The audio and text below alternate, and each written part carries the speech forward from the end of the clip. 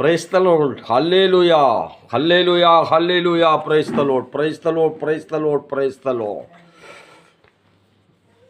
രണ്ടാം എപ്പിസോഡ് ഞാൻ ഡോക്ടർ കുര്യാക്കോസ് പടാട്ടിൽ. ഒന്നാം എപ്പിസോഡിൽ ഉൽപ്പത്തി പുസ്തകം 1-ാം അധ്യായത്തിൻ്റെ 2-ാമത്തെ വചനത്തിൽ ആരാണ് റാഗ് ചെയ്ത് എന്തിനെയാണ് റാഗ് ചെയ്തതെന്ന് ജസ്റ്റ് ഒന്ന് നമ്മൾ കണ്ടു.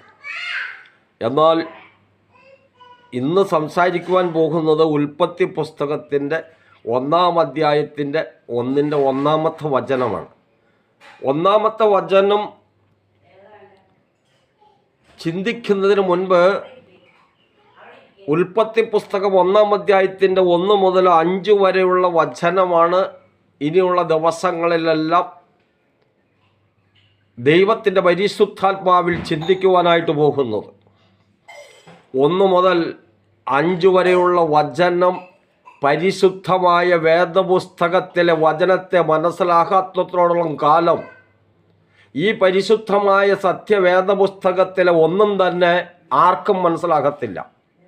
ദൈവത്തിൻ്റെ പരിശുദ്ധാത്മാവിൽ ആലേഖനം ചെയ്യപ്പെട്ട ദൈവത്തിൻ്റെ വചനം, ആഴമേറിയ ആത്മാവിൽ ആഴമേറിയ വചനം കർത്താവായ യേശു ക്രിസ്തു ദൈവത്തിൻ്റെ പരിശുദ്ധാത്മാവിൽ നമുക്ക് തരുന്നതാണ്.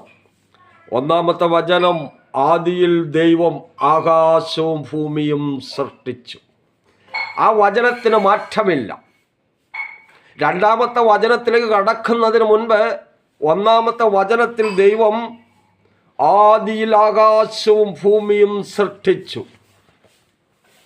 1-ാം അധ്യായത്തിലെ പരിശുദ്ധമായ സത്യവേദവചനത്തിൻ്റെ 1-ാമത്തെ വചനത്തിൽ in the beginning when God created the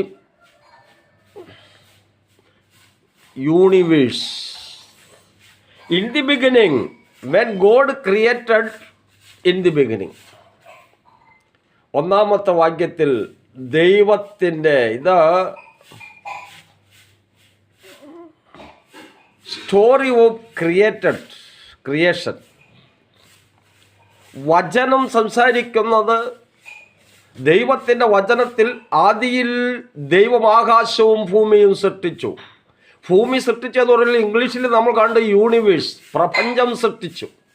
പ്രപഞ്ചവും ഭൂമിയും തമ്മിൽ